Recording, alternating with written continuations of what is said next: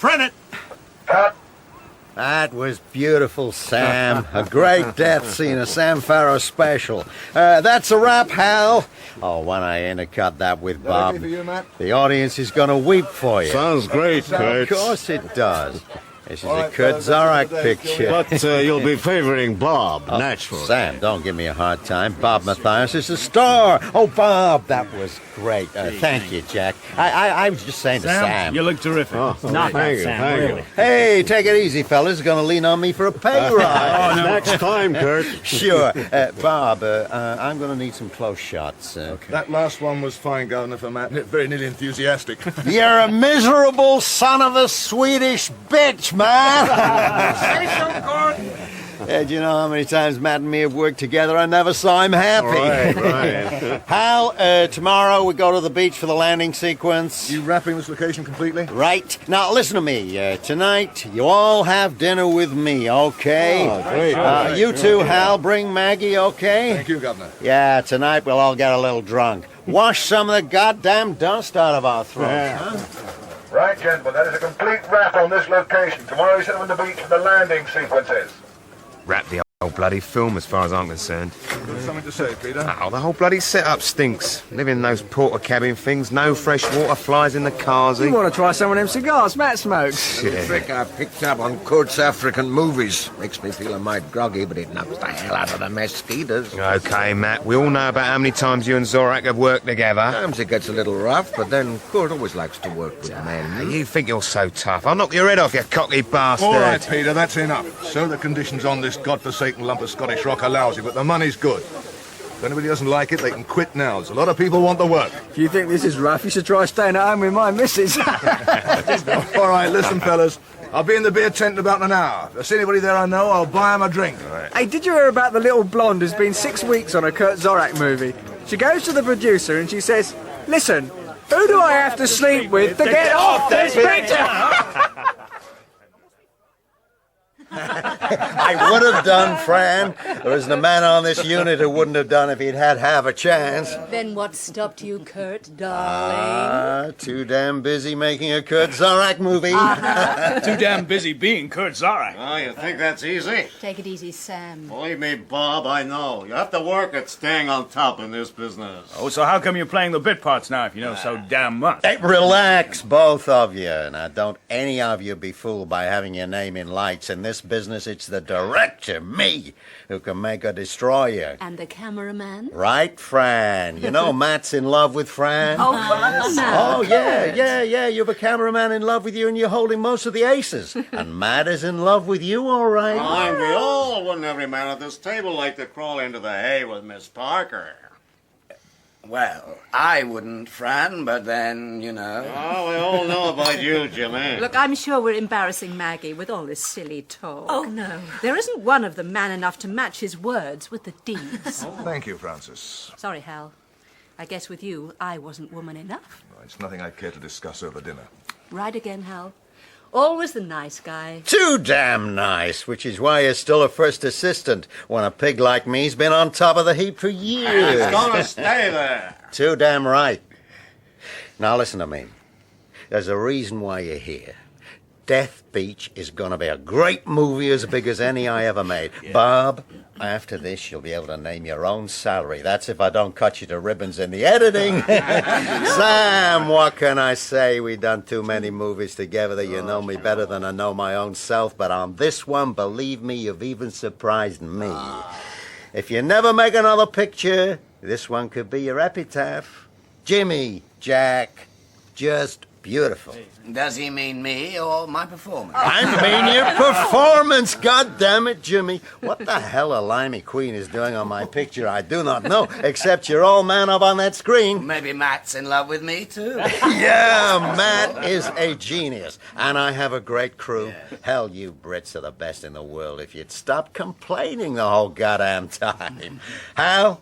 You're my right arm, the best first in the business. Am I right, Maggie? I think so, Mr. Zorak. As for you, Fran, Gentlemen, this middle-aged, sexy broad knew me when... Oh, the hell with it. Thanks for everything, Fran. Which brings me to the point of all this. Tomorrow, Francis goes back to London for a bath. Oh, God, a bath. Yes, okay, Jack. At least we all smell the same on this movie. But ladies are meant to smell different, Mr. Zorak. Hey, you better watch Maggie, Hal. She's a sense of humor. To marry me, she'll need a sense of humor. To work with Curt, we all need a sense of humor. Yeah, well, like I said, it's gonna be a great movie, and I have a little something here for each one of you to remind you. Hal, would you... and to say thank you. I think you'll find them very appropriate to Death Beach. What is it? What is it? What the hell do you think it is?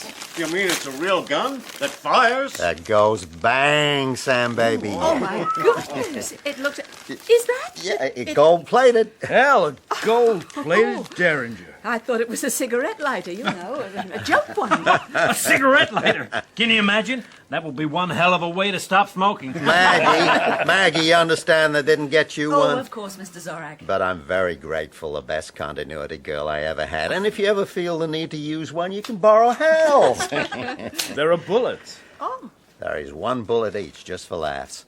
When you get back home, why don't you have it engraved with the name of the person you'd most like to use it on? What a good idea. I might need half a dozen. Curt, it's been a pleasant evening, thank you. But I really must ask you all to excuse me. The helicopter leaves early in the morning, and I really do want to get away from this place. Fran, honey, good night, and 1,000 thanks. Good night. Good night, Good everyone. night. That is one hell of a woman. Now, gentlemen, we all have an early start in the morning, so I'll drink to the next time we meet. On your next picture, maybe. Wherever, Sam. On my next movie or in hell. Governor, I have a few things to do. Would you excuse me if I... Hang on a minute, would you, Hal? A couple of things I'd like to ask. Okay. Do you mind if I get some sleep? Yeah, good night, Maggie. Thanks for coming. I enjoyed myself. Good night, everyone. Great, good Well, night. I guess we all ought to be thinking of turning in. Jack, Jimmy, I meant what I said about your work for me. You're both on my next movie, if you want. Curt, that's great. If I'm available. For me, you're available. Good night, Curt. Thanks. Wonderful evening. Yeah, Jimmy. Jimmy, why don't you ease up on this faggot bit? You really are a fine actor. A thing like that could stop you hitting the top. In our business, the image is everything. So is how you live, Curt. I came to terms with all that a long time ago. You're either a complete fool or a man of very real principle. Who can tell the difference? Okay. Good night, Curt. Good night. I'll see you in the morning, huh? What about that, huh? I wanted a quiet word, Hal. I'm telling you, Farrell. Well, you can't look after her in the way she wants. Why don't you just... You do, and I'll kill you. Oh, easy, fellas. What in hell is going on? I've tried being pleasant to this foul-mouthed has-been. Hey, what do you get over that has-been, you lousy, jumped-up bit player? Okay, boys. Now, come on. Take it easy, will you? Just keep out of my way, Farrell. I'll do exactly as... Shut up, Sam. Good night, Bob. Yeah. Now, sit down, Sam. Now, have another drink. Cool down, huh? Yeah, these damn kids. They get a break, suddenly they're God Almighty. They start to believe their own press handouts. You said it. He's a kid. He'll learn. Yeah, he'll learn. Governor, Yeah, okay, Hal. Now, just take it easy, Sam. Are you telling me? Hey, what happens after this? Huh? Work. Do you have any plans? Well, my agent has a couple of scripts in. Anyway, there's always your next one, Curt. Don't bank on that, Sam. Oh, but I do. You'll know that, Curt. We'll see how things break. Yeah, it'll work out. There's always something for Sam Farrow in a Curt Zorack movie, eh? Look, Sam, it's getting late. I have to have a word with Hal. Do you mind? Sure, Curt, sure. Good night, and thanks for a great evening. Good night, Henry. Mr. Farrow. Mr. Farrow, don't you English ever relax? Not when the natives are getting restless, Governor. Let's face it, you and me have done pretty well so far for two blokes that don't speak the same language. Yeah, I reckon you're right. How are things on the unit, Hal? It is a lousy location. They have to get it out of their systems every now and then. No worse than that? Nobody's going to kill anybody, if that's what you mean. Can you handle the cast? It's time we all went home. They're children, Hal. And like children, they can play some pretty spiteful games. Yeah. Something I'd like to know, Governor. Did you, know about me and Francis before you booked me for this film? Sure, I knew about it. I also knew you were the best first assistant in Europe. It hasn't made things any easier with Farrow and Maggie, well, you know how it is. So, like you said, nobody's killed anybody, have they? Hey, Matt, what the hell are you doing out of bed at this time of night? Couldn't sleep. Jungle noises. Seems like I'm not the only one either. A lot of movement out there in the undergrowth. Yeah, well, we were just finishing a very good meal. Sorry you wouldn't join us. Care for a nightcap now? No, thanks. I'll get back to my shack.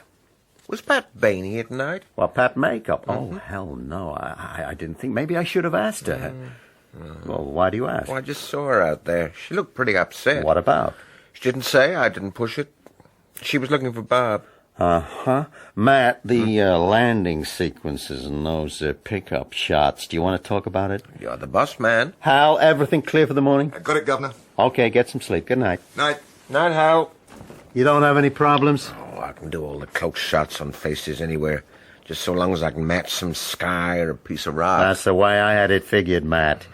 Maybe I'm getting old, but this island's even getting through to me. Come on, Fran, for old time's sake, honey, huh? Oh, you are filthy. Drunk and filthy. Get out now, or I'll call somebody. Who are you gonna call, baby, eh? Henry? Hero Henry? Has he been sleeping with you? Oh, Maggie wouldn't like that. I'm warning you, Sam. Because somebody sure as hell has been laying you. You never went 6 weeks without somebody taking the itch out of those hot little pants of yours, eh? Who this time? Matias, the new star in the firmament, huh? King Curt, maybe, eh? Oh, no, not him. Now, will you get out? Oh, you've been in too many bad movies, honey. That thing has to be loaded to be effective. It is loaded, and I'll use it if you don't get out of here. Oh, I get it. You want the whole rape scene, eh? Is that what you need to turn you on?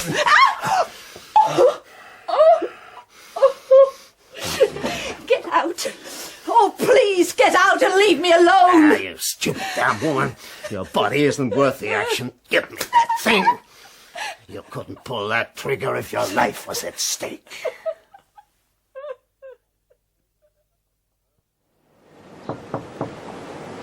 Mr. Farrow? Mr. Farrow, sir? It's Henry Field.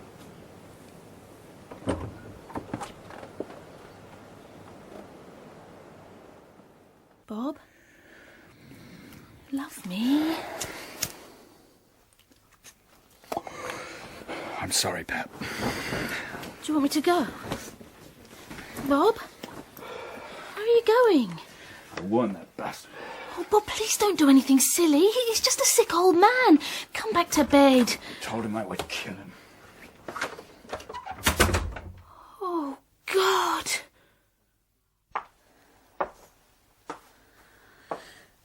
Face the facts, Maggie Jones. You've been stood up. Beautiful. So much beauty. So much ugliness down here.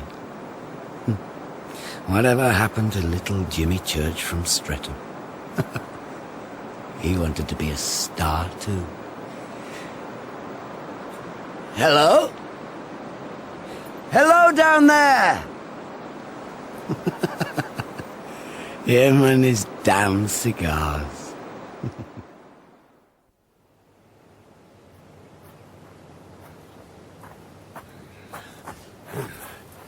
Who's there? Hello? Who's that? You bastard! Farrow! Yeah? What is it? Oh. What the hell's going on? Francis? Hey, Fran. Mm-hmm. You slept. Oh, Henry. I have to go. Oh, Sam. You don't have to worry about him anymore. Listen to me, Francis. It's past 6. The chopper's due any minute, and I have to get this show on the road. Henry. No, there's nothing to say. I never stopped loving you, you know.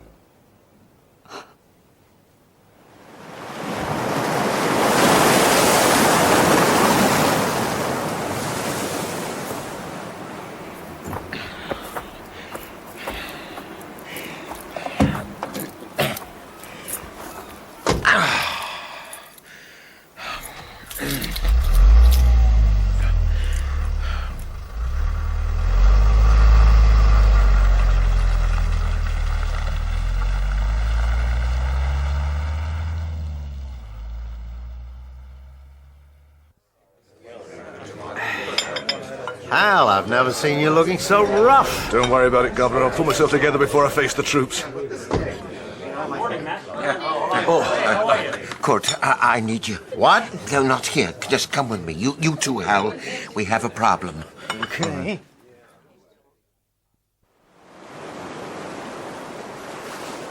Dear God. That's a hell of a messy way to do it. What do we do, Curt? What? We have to do something. Hal? There's nothing we can... Look, I'll call Rosenthal back in London. He can do what has to be done from his end, and then we go ahead with the day's shoot as planned. We'll have to move his body. Police, Governor? What police?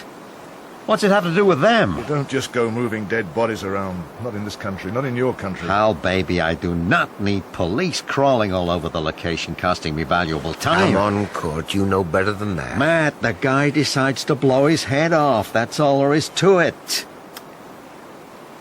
Oh, God damn it, Matt. I've known him all my life. Okay. Hal, get hold of the police then. As soon as you've done that, get the cast and crew together and I'll tell them what's happened. In the meantime, we go ahead with the setup for the landing. We don't waste a minute more than we have to. Got it? Yeah, got it, Governor. And, Governor... Yeah, I know. Forget it, Hal. There's nothing to say. Oh, stay around, will you, Matt? Sure. May need a little help. Yeah.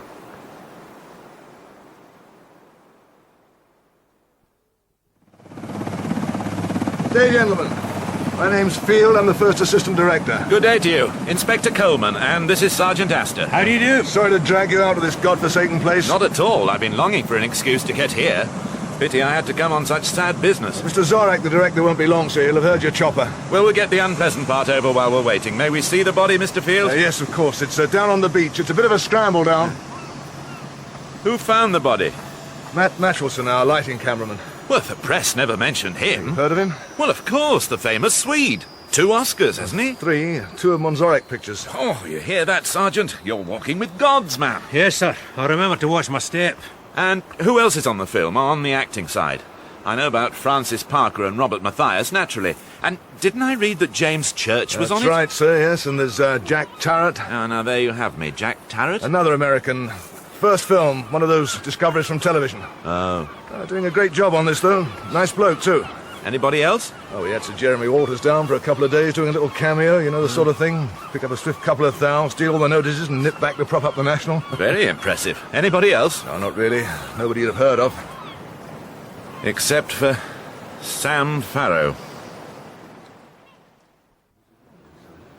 That's them. Yep. Only 2? They do things differently over here, Curt. They look very small from up here. I'll be finished in an hour or 2. Finished. I know what you're thinking, Curt. I'm thinking nothing, Matt. I'm thinking Sam's dead. It's over. Not very good terrain, unfortunately. Thank God he's above tide level. Could be signs of a struggle, sir. Stones kicked over here and there. As you say, difficult. You're looking for tracks? That's it. Just a thought. I'm sorry, Inspector, but we've all been down here this morning. Who? Myself, the Governor and Matt. Oh. And what time was it that you all came charging down here? I couldn't say, really. About 6:30, I suppose. Matt came and found us having our breakfast. What do you suppose Mr. Matchelson was doing down here at that ungodly hour in the morning? We work pretty ungodly hours. Yeah, of course you do. Policemen and filmmakers. Well, Sergeant, what else? He didn't fall down that lot, sir. Happened here. Yes, not much doubt about that. Why'd you say that? Well, it's up your street, really, Mr. Field. Question of continuity. You don't blow your brains out up there and then bring them with you all the way down here. I see. And as you can see, sir, his brains are quite definitely down here. Steady on, Sergeant. Nice gun. Pretty. Yes. Now, I wonder where he'd get a thing like that. We all had one, Inspector. Well, they all had one, that is. The stars, I didn't. Not the crew. They were a present from the Governor. Fascinating. A present? That's a Very unusual thing to give, isn't it? Curt Zorack is a very unusual man. Obviously. I can't wait to meet him. These gentlemen are from the police, Governor. My name's Coleman, Inspector. This is Sergeant Astor. You ride? I do, but... Take that one. She's a fine mare. Well, Mr. Zorak... I'll be an hour, Hal. Right you are, Gov. Mr. Zorak! Hey, come on! I could throw myself under the horse's hooves, sir. Damn and blast the man. He, went that way, sir. Give me a hand. Come on, get on! Excuse me? I wonder if you could tell me where the tea trolley is.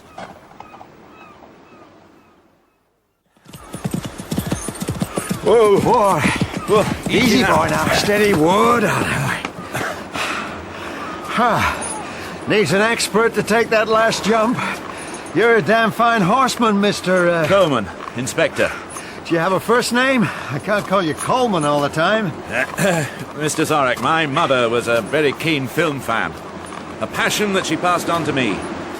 She was watching The Prisoner of Zenda at the local flea pit when she went into labour, and as a result, I was christened Ronald. There is, in fact, an E in my name, which there wasn't in his. Nevertheless, the damage has been done. I suggest we settle for Inspector. That really is a cute story. Not a word I would have chosen. All right, Inspector. I figure these animals are ready to go again. What'd you say? Mr. Zorak, one of your actors is dead. Yeah. You must have known Sam Farrow for a long time. He's been in a great number of your films. Yeah, most of them. Did he have a big role in this present film? He had a nice bit.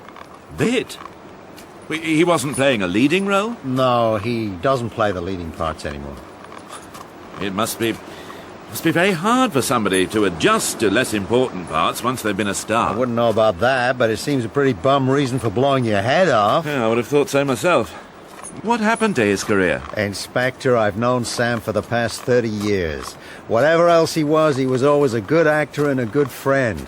If you're looking for dirt on Sam, there are plenty of people around to give you that in spades, but I won't. The gun that was used. I gave it to him. An unusual sort of present. Well, the movie's called Death Beach. A gun seemed appropriate. I gave one to all my leading actors. My sergeant would know better than I, but I'm quite sure that somebody somewhere has broken a few of our rules and regulations regarding the possession of firearms. I bought them in the States. Or regarding the importing of firearms through customs. So sue me. Good publicity. The best. My producer would pay you to sue me. Then perhaps I'll see what can be done. Please. Now, I will have to talk to the whole cast. So that you don't lose more time than is necessary, perhaps I could do that while the crew are busy getting ready. Well, you can use the commissary tent. I'll get Hal to pass the message along. Come on, get up! Come on, get up! Is everybody here now? Yes, that's about it. Where's Miss Parker? She's gone back to London. Has she? On whose instructions? She just went. She finished yesterday. The chopper came for her this morning. It didn't enter anybody's head that the situation had altered a little? Well, we didn't know Mr. Farrow was dead. Look, it had nothing to do with her. Well, I seem to remember that she was once married to Mr. Farrow. If you'll excuse me, Gus. Are you all set, Sergeant? Sir? Gentlemen. Oh, and lady. I expect you all know who I am by now. My name's Coleman, I'm a police inspector, and this is Sergeant Astor. Hello, Flower. I do understand that shock can make us react in strange, sometimes childish ways, but if you could just bear with me... Yeah, let's everybody settle down now. Now, I gather you were all guests at Mr. Zorak's dinner party last night. That's right. Good. You see, I'd like to find out who was the last person to see Mr. Farrow alive. It seems likely that it was one of you, or indeed all of you. Not necessarily. Matt was out and about last night, and the makeup girl. Pat was with me. That's Pat who, sir? Bane, Patricia Bane, she was with me. But not at the dinner party? No. Well, she might have just bumped into him before she met up with you, yeah? No, she didn't. Ah. Well, let me ask again, which of you was the last person to see Mr. Farrow alive? Nobody saw him. The return of the Invisible Man. Well, let me ask who left the table first. Or did you all leave at the same time? I was the first to leave. Yeah, after Francis. Oh, yes, that's right. Miss Parker left first, and then I left. I'm sorry, miss, I don't recognise it. Maggie Jones, I'm on continuity. I see, I'm sorry. Then who left after you? I think it must have been me and Jack. Me first, wasn't it? You stayed back for a while. Only because I didn't want to be seen leaving with you. You know how people talk. Yes, that's quite right, Inspector. I did stay behind for a moment. Fine. And then what happened? Me, I left. So, we're down to 3 of you. Mr. Farrow and you two, Mr. Zorak and Mr. Field. Yeah, we sat around for a while I tried to cool Sam off a bit. Cool him off? Well, there'd been some kind of an upset, you know. No, I'm afraid I don't know. I'd had a row with Farrow. That's what Curt's trying to tell you. Right, Curt? Bob, it isn't important. You're damn right it isn't important. Hey, some deadbeat actor decides he's had enough, goes off and blows his brains out. I'm sure that's very sad, but how in hell does it concern any of us? I'm very sorry, but perhaps I haven't made myself clear. You see, I don't believe that Mr. Farrow blew his brains out, as you put it. I believe that somebody else did it for him. I suppose there's no chance he did kill himself. Well, there's too much coincidence. You don't just decide to commit suicide because somebody gives you a gun. On the other hand, you don't decide to commit murder just because somebody puts a gun in your hand. Now, suppose Zorak set the whole thing up. Are you suggesting he went to all this trouble of buying 6 guns and declaring open season just to get rid of one actor? Bit elaborate, isn't it? I still say it's murder. Chancing your arm there back in the tent. Well, why not, Fred? I wanted to get them at it. I want the gossip and I want the scandal. And I reckon they'll come running to me with both once I let them know I'm in the market for it. In the meantime, I'd like to get my teeth into something a little more solid. Ask a few questions and such. Well, right you are. Get around the unit. Get me the gossip from that area. And you can relax with them, Fred. You're not looking for a murderer there. For my money, the man we want was round that dinner table. Yeah. A minor point, sir. The chief super. What about him? He's got a murder on his patch. I'll keep him informed, of course. Eventually. Well, it's difficult. We're very isolated here. Oh, damn it, Fred. This is our chance of stardom. Mrs. Astor will be very pleased to see a bit of promotion coming your way. Mrs. Astor wouldn't be very pleased to see me back on the beat, Oh, sir. come on, Fred. Think Hollywood. Think big. Oh, right you are. Of all the police stations in all the world, you had to walk into mine. What's a pension, anyway? Good man, Fred. I take you don't mind me using some of the facilities at our disposal, because I've already got CRO working on that little bunch at the dinner party, and having a general scout around the whole crew just in case. CRO? When did you find the time to contact them? While you were off playing at being John Wayne, that director chap. Highly efficient. Leave no stone unturned, Fred. Well, some of these channels are open to us, so we might as well use them.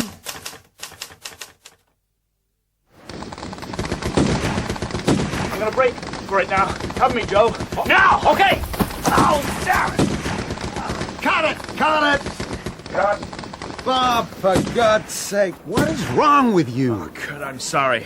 I had a fall the other day. I seem to have done something to my hand. I can't get a grip on a damn gun. Hey, that looks bad. Forget it, Curt. I'm sorry I loused up your scene. I'm sorry, Jack. Okay. Now listen, show it to the nurse. Don't take any chances. I can't afford to lose another actor with a septic hand. It's okay, Curt. It's just bruised. Well, okay, if you're sure. Yeah, I'm sure. And, don't bother to say anything about this, you know? These damn cops about the place asking their stupid little questions. You understand me? No, I don't think I do, Bob, but if that's the way you want it, we gotta go again anyway. Hal! I didn't notice your hand yesterday. You trying to say something, Jack? No? Fine. Maybe suddenly there's a lot of things we didn't notice yesterday that might seem important today. Good morning, Mr. Zorak. May I have a word? Yeah, sure. Give me a minute.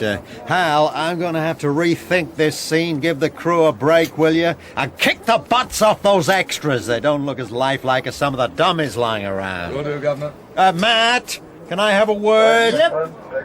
Now, what can I do for you? I'm going to have to start interviewing some of your actors, Mr. Zorak. I have a movie tonight. I appreciate that, but one of your actors has been murdered. And I think you're crazy. Sam killed himself. What can I do for you, And Curt? I say it was murder. I'm sure I don't have to remind you that... Okay. I have a problem on that scene, Matt. I'm going to have to rethink it. Talk with me. Sure. What's the problem? Henry Field will let you know when I can spare an actor. You can talk to him. Thank you. Look, it's a problem of shooting exactly what we have there, but in a new way. I don't want to lose any of the impact. Nice of him. I don't seem to have cut much ice there. Hang on, now what?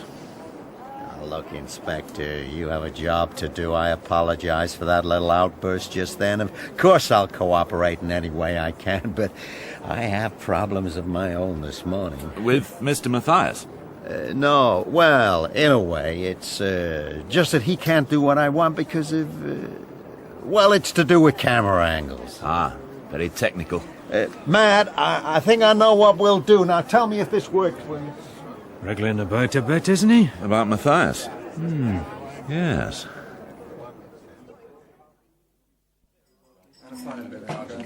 Have a seat. No, I was looking for... No, it's okay. Nobody's sitting there. Well, help yourself. I reckon every other table's full. Yeah. Name's Peter Dobbs, Chief Electrician. I'm Fred Astor. Policeman. Oh, no.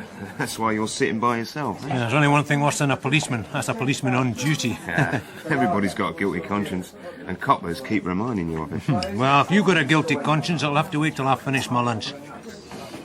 Is that all you're having? Yeah, food's not bad, but it gets a bit boring. I'll buy you another beer then. Yeah, I'll have a can of light. Could I have a pint of Guinness coming up? Sergeant, excuse me. Yes, miss? My name is Patricia Bane. I'm in charge of the makeup. Yes. Oh, excuse me a second. Could I have a couple of light ales, please? Couple of light ales, yes. Sorry, miss. Better grab your chance while you can, eh? That's all right. Now, what was it you wanted to say? Well, this business about Sam, I wondered if I might be able to talk to the inspector in private. Yes, of course. How about this afternoon sometime? I ought to be on the location, but I could get away at tea break. Would that be... Fine. I'll tell the boss to expect you. Oh, thanks. We're using Mr. Farrow's cabin, by the way. Yeah. Okay. There we are, one can of light. This is Jimmy James, Sergeant Astor. Fred Astor, pleased to meet you. Hello. Jimmy's on sound. One of the reasons you can't hear what's happening in the movies these days. Hey, boss. I always thought it was me getting old. Can I get you a beer? No, I'm fine, thanks. I only came over to find out if Peter was mixing it. About what? What about who killed Sam Farrow? OK, Jimmy, I know it causes a bit of aggro every now and then. Yeah, I'm kidding. We've got nothing else to do except sit around and stir it. It's not been a happy film. What's been the problem? Well, we were warned it was going to be a tough location, but there's no way off it unless you've got your own private chopper. Yeah, or you can swim. So we sit around drinking and getting up each other's noses. And the Yanks don't help. They're so bloody superior. Seen it all before and worse. Should have been an all-English crew anyway. The union let us down. Altogether, a not too happy setup. That's about the size of it. And where does Farrow fit into all this? Oh, Farrow, he's a special case all to himself. He was a pig of the first order. It was his attitude to everybody. There wasn't no one that he hadn't given a rollicking to at some time or other. He had the makeup girl in tears most mornings. Drunk. Yeah. There was a night when he cleared this place out with his language. I'm surprised he got away with it. There's no point in wasting daylight time punching up the likes of him. So you wait till the end of the film and then kill him. Sergeant, Sam Farrow had a lousy name.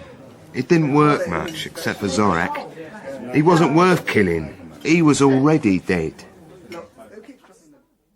I never have understood why one shouldn't speak ill of the dead. I'm quite prepared to. I'm beginning to realise that Farrow was not the most popular of men.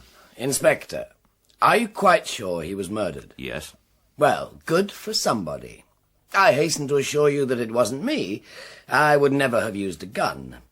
I think I'd have slipped a phial of poison, Borgia-like, into his wine. He would have died a lingering death. I don't see any man's death as a cause for humour, Mr. Church. And I'm not joking. I despised the man. No, I loathed him. I'm glad he's dead. Somebody has saved me the trouble of killing him. Sergeant, I don't think you need make any record of this. Sir? I feel that Mr. Church is speaking rashly and emotionally. You're quite right, of course. I have not the mettle within me to kill anybody. I fear I am more Macbeth than the lady. I could but wish him dead. Why did you hate him so much? Inspector, I am what is euphemistically known as gay. I have been happily married for some years to a charming and beautiful boy. Philip came here to spend a weekend. Naturally, he met Farrow, and naturally, Farrow had to amuse himself. It gave him some kind of pleasure to degrade people. Mr. Church... No, you asked me, you will hear me. Farrow made filthy insinuations about Philip to me. He made similar allusions to Philip. Well, there were hysterical scenes. There was a ridiculous, dramatic show of attempted wrist-slashing. It's all blown over, and Philip and I are still together, of course. But nothing will ever be quite the same. There are scars. There are areas to be avoided. You understand? Oh, yes, I do. However, nobody has the right to take the law into their own hands. Perhaps not. You will understand, though, that I'll do nothing to help you find the person who killed Farrow. Perhaps, sir, I should remind Mr. Church about his duties as a citizen. Also that there are certain penalties for obstructing the police.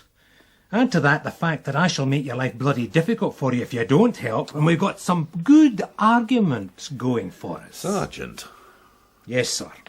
Your Sergeant Flower is very persuasive. That's another thing, sir. All right, Sergeant. Let's behave like adults. Now, Mr. Church. I left the dinner table just as Farrow and Bob were starting their row. I never saw Farrow again.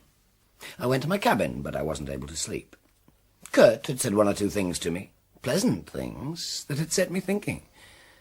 I went for a long walk. I saw nobody and heard nothing. Does that... Oh. Yes? No, nothing. Mr. Church, please. You did hear something, right? I saw somebody. Oh. I saw Matt Matias. Where was that? On the beach. At just the spot where Farrow was killed. What time would this be? I don't know. I honestly don't know. I wasn't concerned about time. Thank you. Oh, don't worry, Mr. Church. It probably means nothing at all. And thank you for helping us. May I go now? One last thing. I wonder if you'd act out a little scene for me. Is that the... No, it's not the murder weapon. I've borrowed this one for my little play. You're going to commit suicide using this gun. I want you to show me how you do it. I'm not the sort of person to take my own life. Pretend, Mr. Church. I'm sure it's within your dramatic range. Well, if I were going to shoot myself, I suppose I'd hold the gun about here, about an inch or so from the temple. And then... How did I do? I preferred your performance in the defence rest. I'll work on it. May I go now? By all means, and thank you for your help. Sir. Bye, Flower. Bloody man. I'd gladly see him hanged. Don't be too hard on him. I do believe he fancies you. Who was that at the door? Patricia Bane. She'd asked to see you, remember? Oh, yes, good. I like it when they come to me. Show her in. Right. Miss Bane? Hello, Miss Bane. Do come in. Have a seat. Thank you. Now, what was it you wanted to see me about? It's about Bob Matias. Yes? I know what you're thinking about him. Do you? Well, you are, aren't you? Everybody thinks he did this awful thing just because he had a row with Sam and threatened to kill him. But you see, it couldn't have been Bob. Oh? Well, on the night that Sam died, Bob spent the night with me. I see. The whole night? Yes. He never left me until it was time for his morning call. So you see, it couldn't have been him. Obviously not. I understand that you were out and about at the time of the dinner party. Did you see anybody else around? No. Well, just Matt. I was on my way to meet Bob and Matt was wandering around. Did he say what he was doing? No. Oh, you mustn't start to think it was Matt. I mean, he's such a lovely, cuddly person. Well, that's somebody else I can cross off my list. No, Inspector. I know it sounds silly of me, but, well, Matt is just not the kind of person. Somebody is. Well, yes, I suppose, but not Matt. Incidentally, I understand that Mr. Matias has hurt his hand. Oh, yes, it's nothing really. I think he had a fall. Ah. One last thing. What were your relations with Mr. Farrow? Fine. I mean, he was nothing special one way or the other, just another actor to make up. He never gave you any cause to dislike him? No. Well, he may have made a pass in the make-up chair. Everybody does. I don't remember. Well, thank you again for coming to see us. You've been most helpful. Sergeant? Yeah. Miss Greene. Thank you.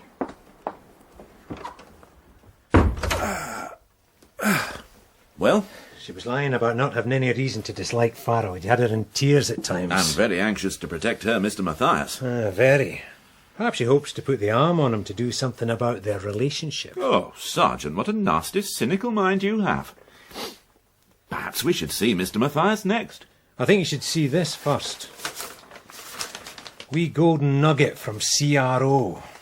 Henry Field has got GBH out against him. Has he, be damned? Beat the hell out of his wife. Jealous rage or something. But he left her in a bad mess. A friendly judge bound him over. His wife at that time was a lady called Frances Parker. Ah, of course. I should have known that. Time to have a chat with him? Yes. But first, I think a visit to the mainland to see Miss Parker.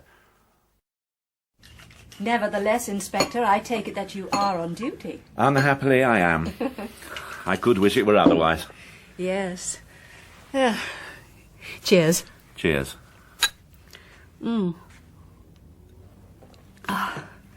Oh, poor Sam. This is perhaps going to be painful for you. You have a job to do. I was married to Sam, but it was all a long time ago. I shall mourn him as a friend, but that is all. It's your relationship with him over these last weeks that interests me. You, you are aware that your ex-husband was well and truly loathed by almost the entire unit. I try not to listen to gossip. Our relationship has been nothing less than cordial. What about Henry Field? Excuse me? Well, you were married to Mr. Field as well. Were your relations with him just as cordial? Well, of course. And why shouldn't they be? Because shortly before your divorce from him, he beat you up in some sort of jealous rage. The press tends to exaggerate. But not police reports, nor hospital records. You were badly hurt. And then you will also know that I withdrew all the charges.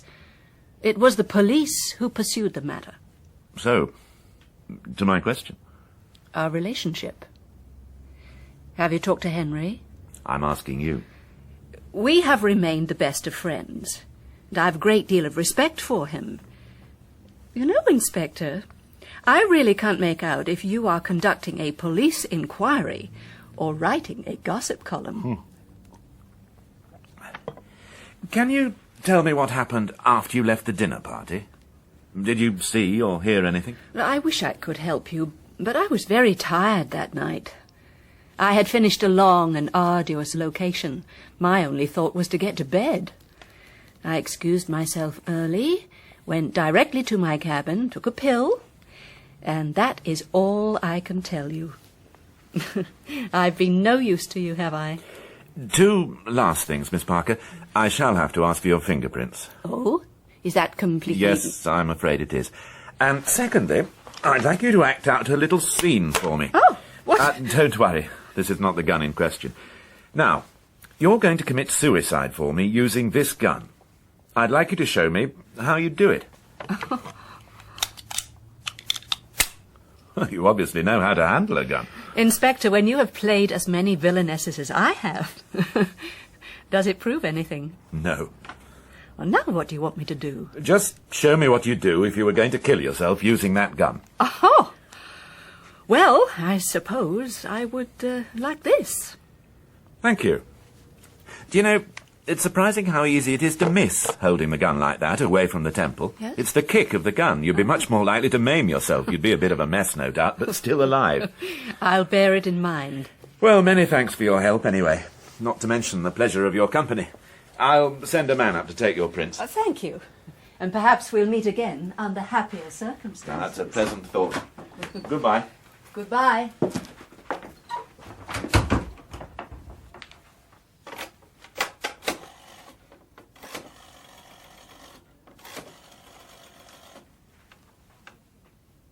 Operator, I'd like to book a person-to-person call on a temporary number. To a Mr. Henry Field.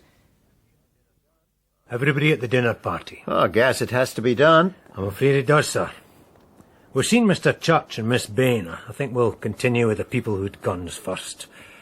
By the way, sir, Do you have one? I'm an American citizen, Sergeant. I have an arsenal back home. I meant here, Mr. Zorak. Well, as it happens, I did buy one for myself, yeah. Can I have a look at it? No, I'm afraid you can't. Why's that? I don't have it. Then do you know what it is? Well, Oh, come on, sir. Either you know or you don't. Your boss man borrowed it. Very funny, that, sir. Oh, hell, a little joke, Sergeant. I should have realised. Boss man was playing with the damn thing all morning.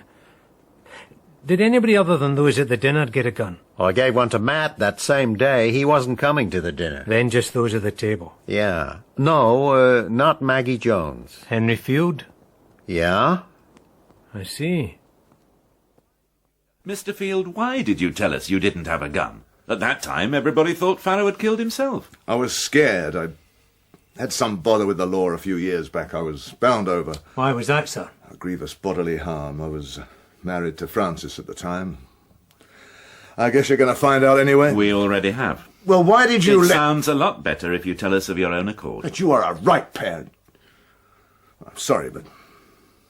Anyway, now you know why I was frightened. I didn't know where I stood about owning a gun. Well, now that we've got that out of the way, perhaps you could tell us something about the night Farrow died. Well, I was the last to leave the table, and Mr. Zorak had a couple of things to discuss with me.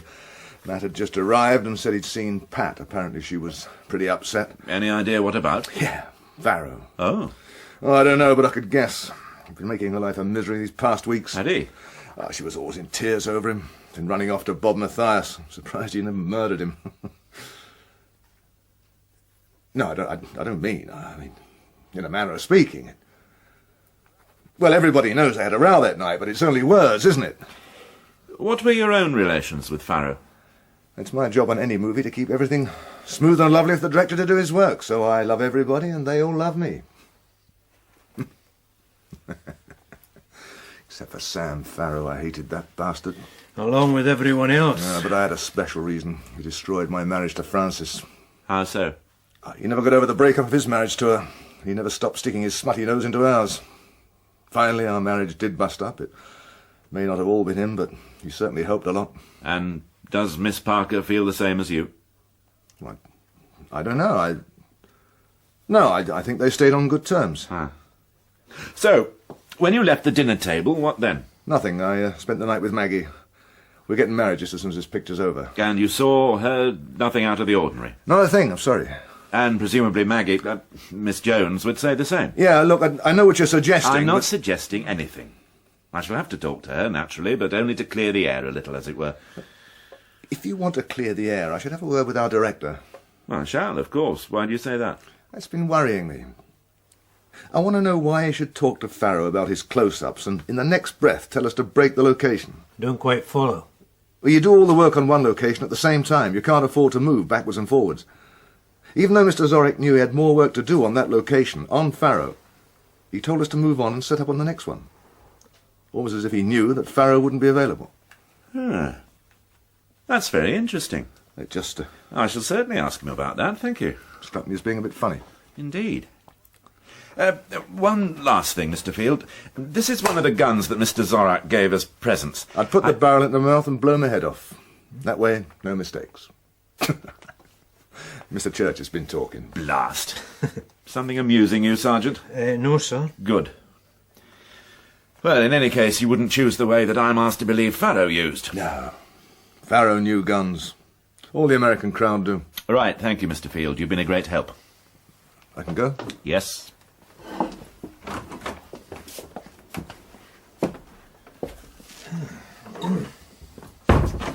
That's your party piece with the gun over, then. Oh, you sound quite pleased. Well, you know me, sir. Let's stop playing games and start playing by the book, eh? Well, at least Field made no bones about how he'd have done it, did he? He could just be telling you that if he was going to fake a suicide, he wouldn't do it the way it was. Possibly.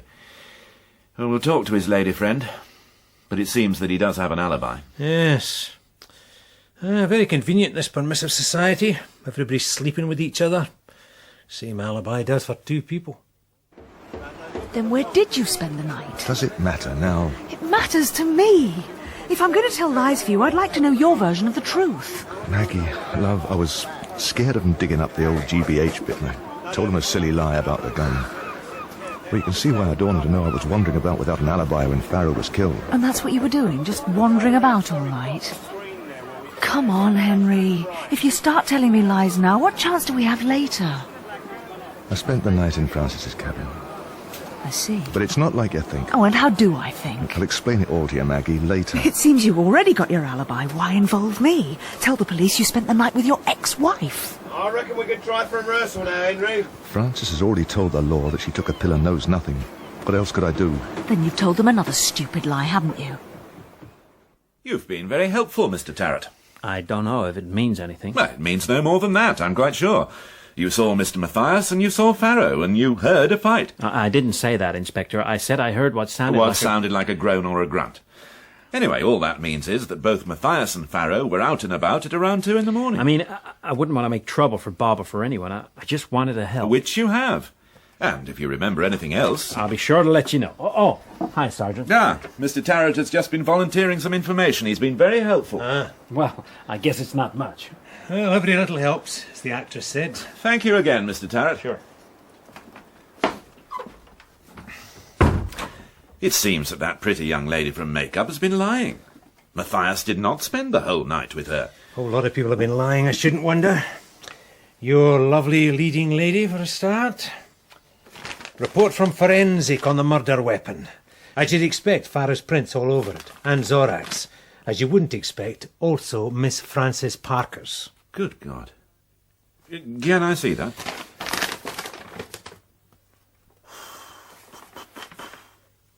OK. I want her brought back out here. I'm surprised, Fred. I'd have sworn it was a man.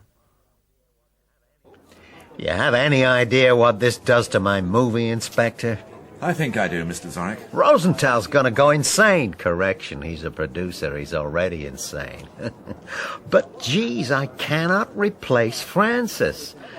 I guess the whole movie has got to be scrapped. I thought you'd finished. Hell no, just the location. She's weeks of studio ahead of her. Matt? Hopeless. But you had finished with Farrow. Oh, yeah, he only had the location work. Well, I thought you still had some more shots on here. Well, some, a couple of close-ups. Yet you ordered the location to move on.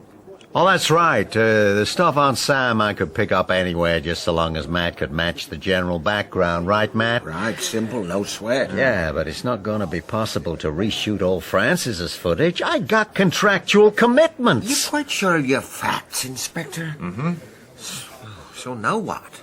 Tidy up a few loose ends. And then the formal charges. Well, she hasn't been charged yet. Not yet. Inspector, is there any chance that you could delay those charges without Francis... That's a damn silly thing to ask, and you know it. Okay. Well, I have to try any way I can to save my movie. But not that way. You'll be around tomorrow? I expect so. Will you be my guest around 7? We'll ride together before breakfast. Oh, I really would enjoy that. Great. I'll join you at 7.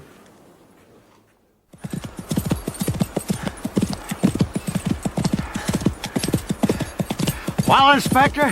Marvellous! See that ravine? I see it. Can you take it? If the horse can, I can. Don't worry about Scepter. Come on!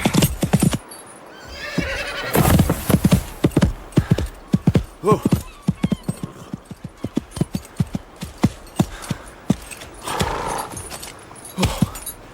Oh, my God. Oh, my God. But not me, Inspector. It's your job to saddle the horses each morning. I told you, I saddled them up around 6:30 and then I went off to check a couple of things with Matt. But you didn't find him? I did, later. And what time was this? When I went to look for Matt, I don't know. How long does it take to saddle a couple of horses? 15, 20 minutes? And the saddles were fine when you put them on? I told you. Then you came back? That's right. I needed to talk to Mr. Zorak. So there was about, 10 minutes at most for somebody to cut through the girth. So, if you didn't do it, Mr. Field, somebody acted pretty quickly. And I didn't do it. And don't forget, it was the governor's idea to swap horses. OK, Mr. Field. That'll do for the moment.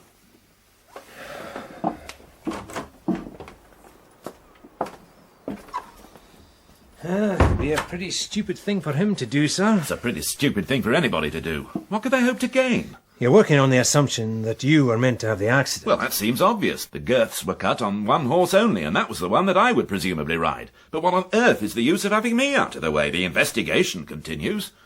And we now know the killer is still around. Oh, let's go and see the invalid. Somewhere way back, my people were Polish. It's a very hard head to dent. All the same, you were pretty lucky, sir. I guess I was. How do you feel now? Shook up, that's all, and a headache. Do you have any idea as to who might have done this? No. Everybody knows I ride every morning and any time during the day when it suits me. So, no ideas? Only one. You were meant to have the fall, not me. Yes, I'd worked that out for myself. Do you have any ideas about that? Some. None that make much sense. When will you be back at work? As soon as I can. Tomorrow, maybe. Well, I'll use the time to see a few more people. I may as well start with you, if you're up to it. Well, I thought it was all over. I thought Francis killed Sam. Yes, well, the present circumstances seem to have altered the situation a little. Francis could be in the clear. Or maybe there were two of them, huh? Well, somebody sure as hell cut those girths.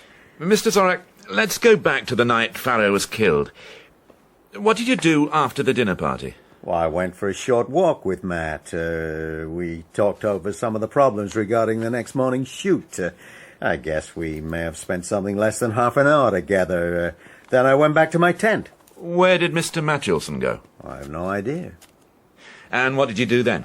Back here, I went over the script. I worked. I don't know. I lost track of time. Did you hear anything or see anything?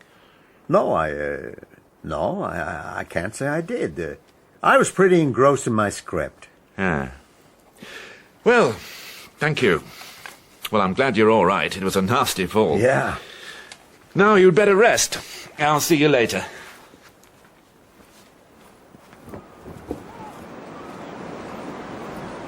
Not much there, Fred.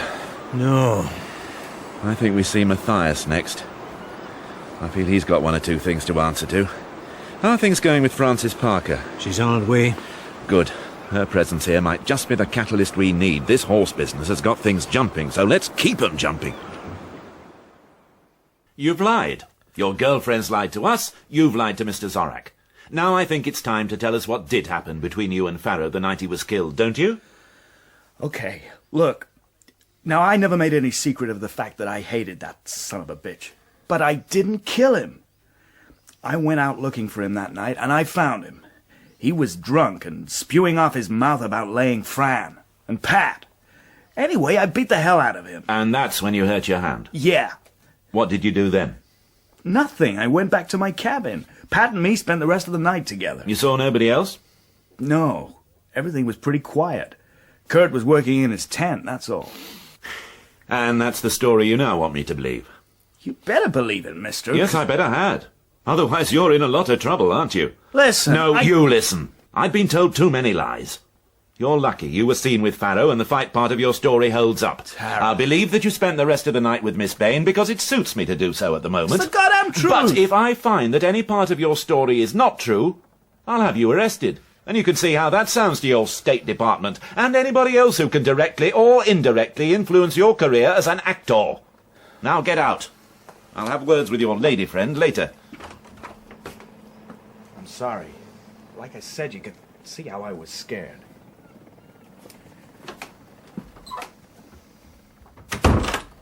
Very impressed with you, sir. I think he was finally telling the truth. I should hope so. Ah, yes, I reckon he's in the clear.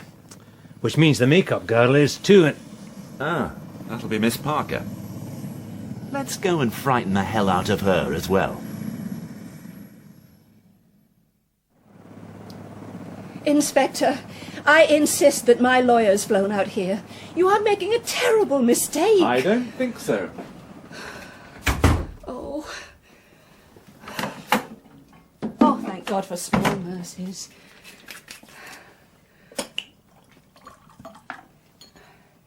Oh. Yes.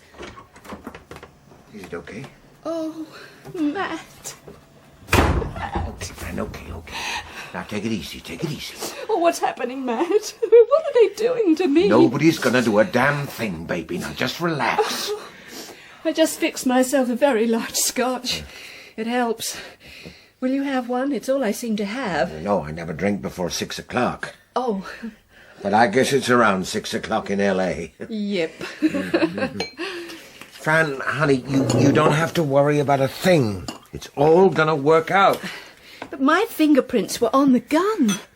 I'm going to be charged with Sam's murder. They can't prove anything. But I lied, Matt. Oh, I told such a silly lie. Fran, I will find some way to help. Or be with me when I talk to the inspector. I have to tell him the truth. Tell him nothing. But I have to. I mean, don't you see? Oh, just be with me. Fran, if you change your story now, it's going to look that much worse for you. They'll twist everything and believe nothing. What have you told them so far? That I took a pill and don't remember anything. Perfect. Now I can corroborate. But I'll tell them I came to see you. When I left court, I dropped by to say goodbye, but I couldn't move you. You were out cold. Oh, darling Matt. Oh, did anybody ever have such a friend? Fran. Oh, no, don't say anything. I know. I do know.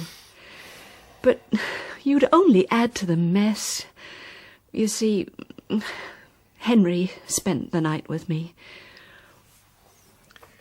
I see. Well, he came as a friend. There was no more to it than that. Then you have your alibi. Yeah, but Henry told them that he spent the night with Maggie. So, no more lies now. I'm scared. Did you know the murderer tried to kill our policeman friend this morning? What do you mean? Just that. It misfired, though, and Curt got hurt Curt? instead. Yeah, he's okay, but he's got a sore head, that's all. But do you see why you should stick with your story? They're confused now. They know they've got the wrong person. They're not going to charge you. Now, just play it cool. No. If what you say is true, then all the more reason for straightening everything out now. Oh, just be with me, Matt. Hold my hand. You've been holding my hand for a long time now, haven't you? Yep. Remember my first movie? Do I ever? Oh, stay my friend, Matt. With me, it's safer that way.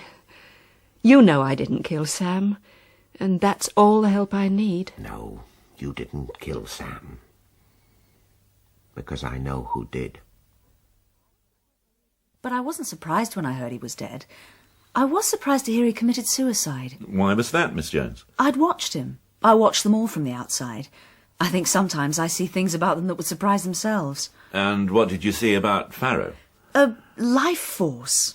Does that sound corny? I don't know. Tell me. Well, a lot of actors play around with living. Jimmy Church, for example. But Sam Farrow was so vibrant. If he wanted something, he'd grab it. He'd put the knife in if it was necessary. He and Mr. Zorak were two of a kind. Everybody seemed to hate him. Oh, yes. He was a threat. He'd take anything he wanted. You could see why he'd been a star. Energy bubbling out of him. Life force. But he wasn't a star anymore. But he didn't know that. In Sam's mind, he was always a star. He'd never have killed himself out of any sense of failure. Well, we know that Farrow didn't kill himself. Tell me about Miss Parker. The same kind of person. Taking life as she finds it, enjoying every second of it. Did she kill Sam? Oh, but I thought that... I'm asking you. But I don't know. Your opinion? She could have done. Well, what I mean is she had the temperament. But I don't... I should have talked to you a long time ago. I suppose I've talked too much. Not at all. And how about you? Me? Could you have killed Farrow? No. I could not take a life. I didn't kill Sam. And in any case, you spent the night with your fiancé. No, I did not. I spent the night alone. I waited for Henry to join me, but he didn't come. I see. Oh, dear. I know what Henry's told you. I've thought it over, and I can't back up his story. Sergeant, will you find Mr. Field and bring him here? You'll find him just outside. He knew I was coming to see you. Good. What will happen to Henry? You know he has a record. If he had any part in Farrow's death, then he'll go to prison. For lying to me, I shall probably ask my sergeant to punch him on the nose. I'm sick and tired of these silly Right people. outside, sir. Come in, Field. I've been talking to your fiancé. I told them the Will you truth. shut up? I've been told by Miss Jones that you did not spend the night with her. Do you want to tell me now where you did spend the night? And if you tell me one more lie, I will arrest you. My sergeant will provide a reason from his book. Henry, Miss you must Jones, I understand must ask you to keep quiet. Please let me say one thing. Oh. Henry, Francis doesn't matter. Not to us. We can't afford to get involved in other people's lies. Francis didn't kill Farrow. So tell me. Stop being a bloody fool and tell me. Inspector, what I told you before wasn't strictly true. You surprise me, Miss Parker. My marriage to Sam was a nightmare. As he went from success to success, so his drinking got worse. And then there were other women and people. Can you have any idea what it is like to have your husband tell you that... Fran, take it easy, love. That he would rather be in bed with a man than with you? It hurt. I wanted him to die. I just wanted him dead. But I didn't kill him, Inspector. I couldn't kill him then, and I didn't kill him the other night. But somebody did, and at the moment you look the likeliest bet. Well, Sam came to my cabin. He was drunk and obscene, and I threatened him with the derringer, but I didn't pull the trigger. Was it loaded? I don't know. What do you mean you don't know? You can handle guns. Well, I've never handled that one. I suppose it wasn't loaded. Sergeant? All the guns were loaded with 1 round of ammunition. Part of Mr. Zorack's silly joke, I suppose. Who will use the magic bullet? What? I remember Curt asked us who we would use the bullet on. Miss Parker, were you still at the table then? I don't know. Yes. Yeah, I seem to remember something. Then you did know the gun was well, it loaded. didn't register with me. It doesn't matter, Inspector, because I didn't use the gun. I mean, Sam took it from me, and then he hurt me, and he slapped me, and then he left my cabin. He said something about finding a decent lay. It's okay, Fran. It's okay, love. It's all over. It's all finished. I must have come along to Fran's cabin soon after that. She told me what had happened. Why did you go to her cabin? Well, I wanted to check the arrangements for her departure. Okay. Anyway, she needed help. I did what I could. I poured her a drink, settled her back in bed, and finally I left her to check on the others, to see that they had their morning calls. As it happened, everybody seemed to have turned in. No sign of life anywhere except in the governor's tent. Zorak? Yeah. Did you talk to him? You kidding? Nobody disturbs Mr. Zorak when he's working. Then how did you know he was still up? I could see him. His lamp was on. He was working at the table. Does he usually work late at night? Yeah. So, then what? I went back to Fran's cabin. She was asleep. I reckoned I ought to stay with her in case she woke again. I settled down in a chair, and at some time I must have dropped off. And that's the whole story, Maggie. Yes. I woke up in the morning and, well, that's when we found Sam was dead, and the rest you know. There's still the question of the fingerprints on the gun. Yes, but don't you see, Inspector? Sam took my gun when he left. Well, he must have done. He was drunk, and I was too upset to know what was happening. And when did you think of this? After you told me that my fingerprints had been found on the gun. There was no other explanation. And by that time you told me the first big lie and you were stuck with it. Well, I'm sorry. Well, I'll bet you are. God, you lot make me angry. Well? Me? Yes, you, Miss Jones. What do you make of this? Do you believe it? Well, come on, girl. You blew the gaff on them. Do you believe this story? Yes, I do. All right. Let's say I believe it. It's a pity you didn't speak to Zorak, Mr. Field. It could have helped your story. Sergeant, you've got the latest version? Sir. Right. Now get out and say nothing. Maggie, I think I'd like a coffee.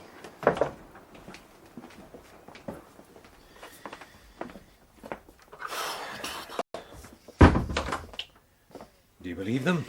Yes, I think I do. Damn it, I want to believe them. I need to narrow the field. Leaves the Jones woman without an alibi of any kind. Yeah, but Maggie Jones volunteered this lot.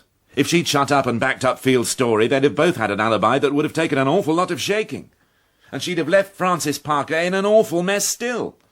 I mean, if her man had shown any inclination to wander back to his ex-wife... You're sounding a bit woman's own, sir. Yes, damn it all, I know I do, Fred. I've lost my prime suspect and I am floundering. But I believe them.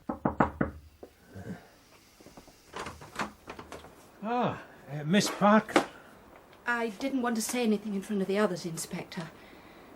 But I think you ought to talk to Matt. Mr. Matchelson. Well, I intend to, but why particularly? Because he knows who did kill Sam.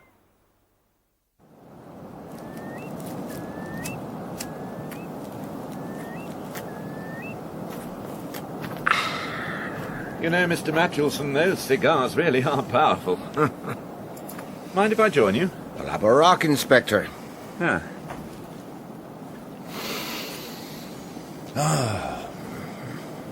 I have quite a few questions to ask. That would figure. Been talking to Fran? Mm-hmm. So, where would you like to start? At the beginning.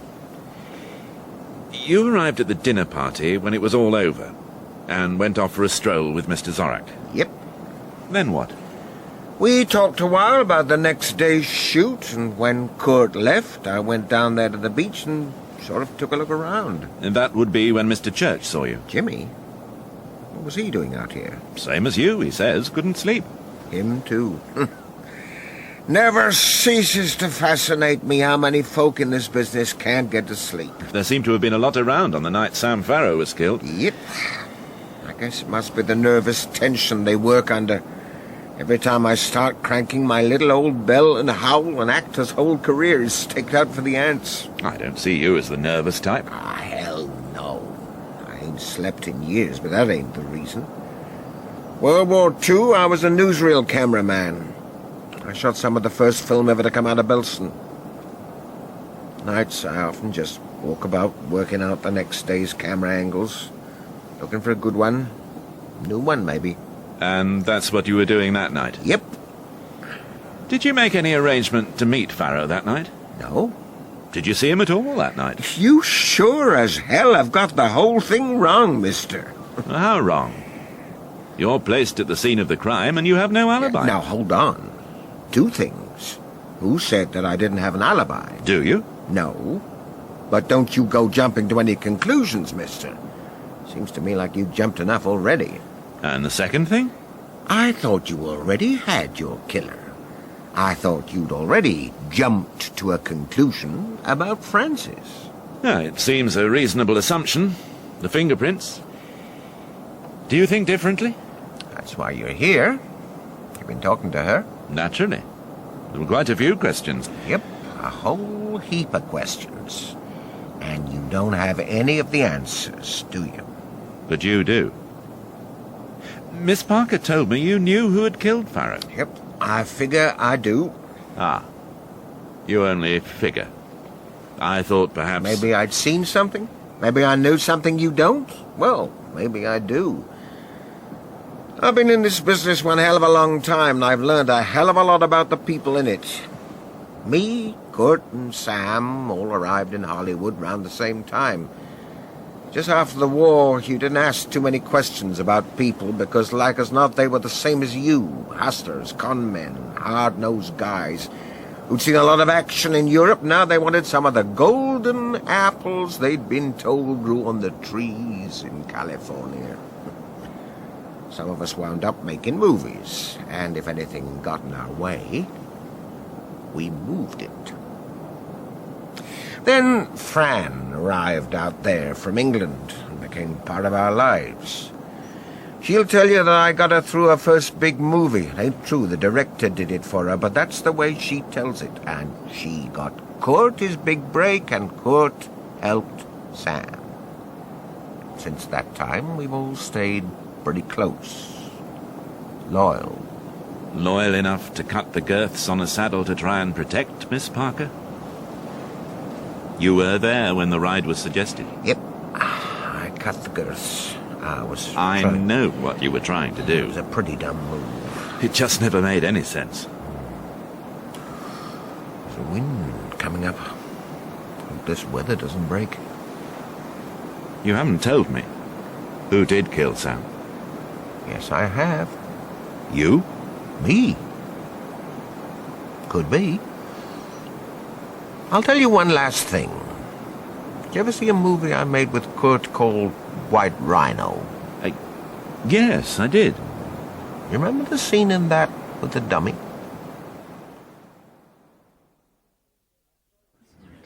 It's okay, settle down. I'm sorry to have brought you all together in this manner. It may seem a little melodramatic. Trent's last case. Mr. Church, Well, it's the full classic scene, love, isn't it? If any of this strikes you as being funny, let me point out that this classic scene, as you call it, need not have happened if you'd not all lied to me. Now, I've called you all here because I believe that you finally told me the truth. And the truth seems to have given most of you alibis. So I shall summarize what I now know. And if any of you recognize a lie, or have omitted to give me the full story, then now is the time to tell me. You're asking us to inform? I'm asking you to help the police with their inquiries. You've already done so in private. Why the scruples about doing it in public? We might frighten Curt's horses. Okay, Jimmy, very funny. Right, Miss Parker. You lied from fear. And in this you were abetted by Mr. Field, who also had reasons for trying to conceal the truth. But you now give each other the alibis you need. Mr. Matias. You were seen by Mr. Tarrant, with Farrow. And if we can place you both close to the living area, then you were nowhere near the spot where Farrow was finally killed. Miss Bane can give you an alibi for the rest of the night. Oh, I could have expressed that with more tact. Yes, well, I'm sorry, but I think I make my point. Mr. Matulson, your actions can be regarded as criminal. Now, hold on, Inspector. I'm happy to take what's coming to me there, but I'd appreciate it if we didn't have to talk about it now. You cut the girths on that horse so that I would have some injury, serious or otherwise.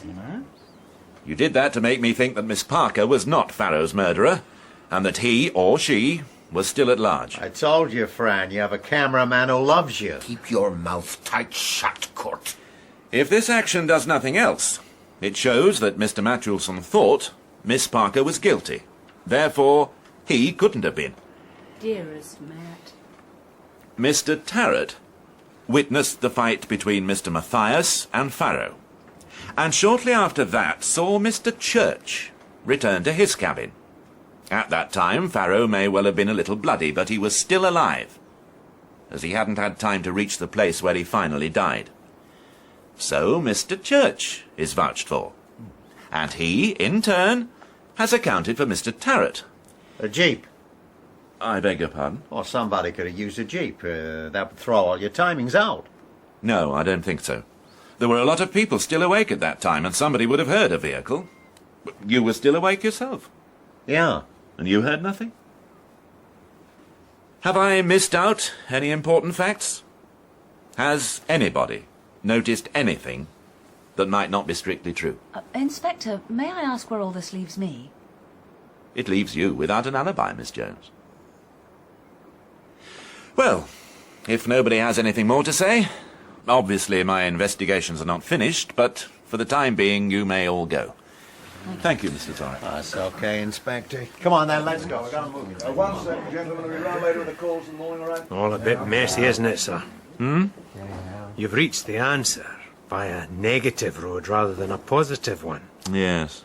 Except for the report you got from the gunsmiths. That's not proof. You've got to do better than that.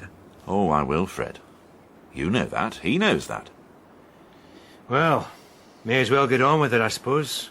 I'll go and see him myself. You sure?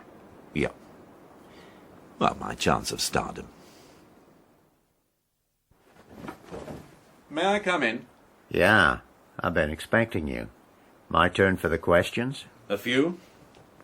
I want to know, for instance, why your fingerprints were on the gun that killed Farrow. That's easy. I want to know how you could sit in your tent while a fight went on close by and not hear anything. I want to know why there are powder burns on your clothes. Powder burns? Oh, there will be. We are now going to go through you with the finest of fine-tooth combs. You seem to have made up your mind. You know I have.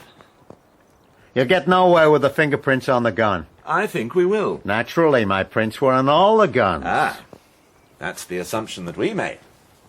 When we talked to Lessiters, the gunsmiths, we discovered that the last thing they would do before placing the guns in the presentation boxes would be to polish them thoroughly. There would be no prints on the guns when they left the shop. So I handled Farrow's gun, maybe to admire the workmanship. No, it was Miss Parker's gun that killed Farrow, remember? Who knows which gun I handled? Church's is still clear of prints. He never took it out of its box. The others are too, except for their own. At the time Sam was killed... What time was that? I was sitting here in my tent going over the script when all the action was taking place. Hal saw me. So did Bob. I suddenly remembered the key scene in your film White Rhino. If I were to take one of those dummies, the ones that you use as dead bodies, and if I were to seat it at the table, then place this lamp, say, here, where it would reflect against the tent walls, I wonder what that would look like at night to a casual observer. And everybody on this unit knows that Mr. Zorak is never to be disturbed when he's working. Like I said, I was expecting you. This is not a toy Derringer, Inspector. This one will cut you in half at 10 feet. It must have been a lot harder with the Derringer. No, Sam was drunk and hurt. I just walked with him, talked to him a little. I took his gun from him. Hell, it was easy. I was his friend. Did you ever see Of Mice and Men? That was a beautiful movie. Are you going to tell me why? How do you tell a guy he's finished? Booze, a filthy tongue. Nobody would use Sam, just me.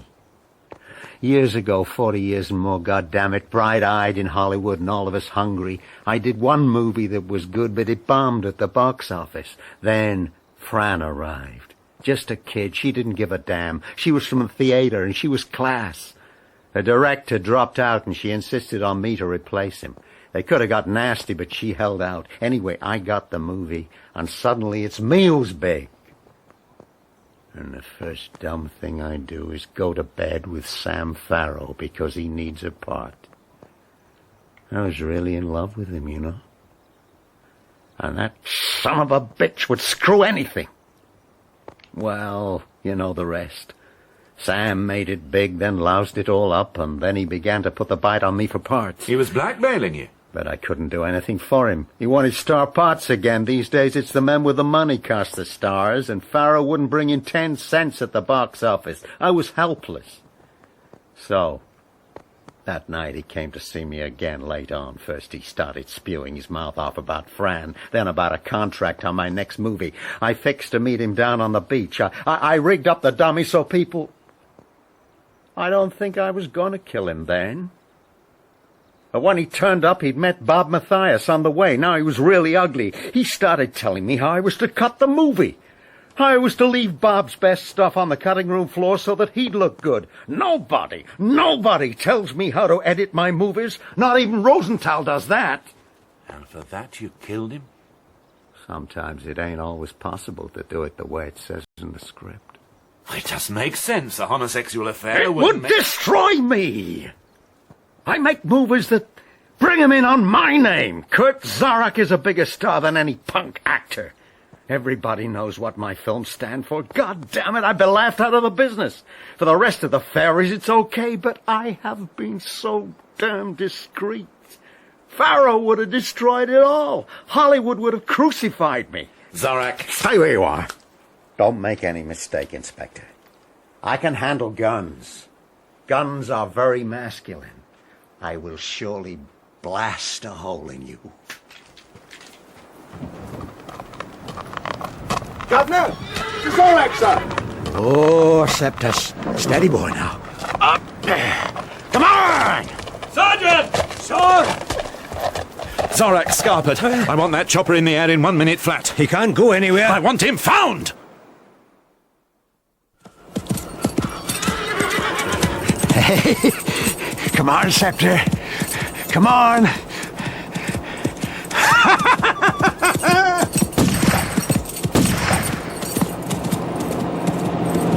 God, he can ride! So what do we do, sir? Sit around up here until the horse drops dead under him? Or he shoots us down? Can you bring this thing down ahead of him? Try and force him to halt? The horse can manoeuvre better than I can, sir. Well, can you try and circle him? You see what I mean? I'll either crash the machine or chop him to pieces. Then we set him out. He won't harm that horse. Sir! What is it? He looks to be heading straight for the headland. Oh, my God. Oh, my good God. What do I do, sir? Put me down first. Well away from the horse. Poor beast is terrified enough. What about Zorak? I'm afraid that's your job, Fred. I thought it might be. Those rocks look pretty nasty. There won't be a lot of him left.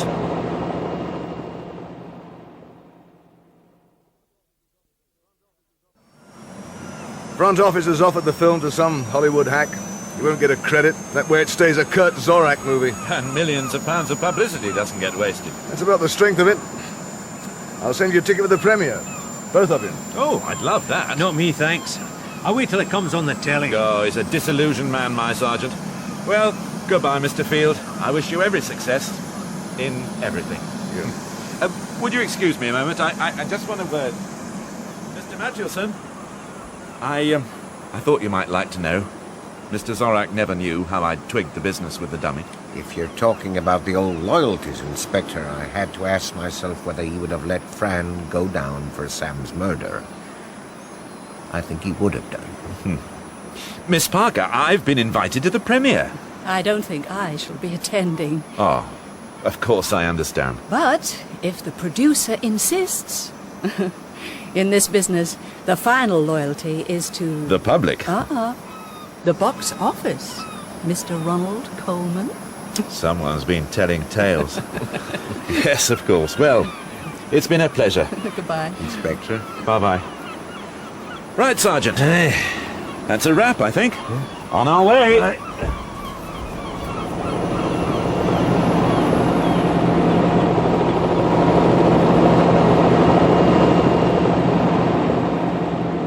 The part of Curt Zorack was played by Peter Vaughan, Inspector Coleman by Stephen Thorne, and Sergeant Astor, Joe Dunlop. Francis Parker, Mary Miller, Matt Matchwilson, David King, Robert Matias, Nigel Carrington, Jack Tarrant, Vincent Brimble, James Church, Jonathan Oliver, and Sam Farrow, James Greene. Henry Field, Michael McStay, Maggie, Jane Whittenshaw, Pat Bane, Sue Broomfield, Peter Dobbs, Ben Onwukwe, Jimmy James, Stephen Garlick, and the pilot, Nicholas Gilbrook.